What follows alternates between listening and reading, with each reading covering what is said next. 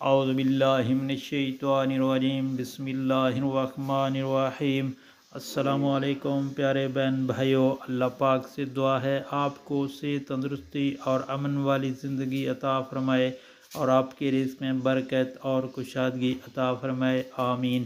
قبر کی وحشت سے نجات اور رزق کی فراوانی۔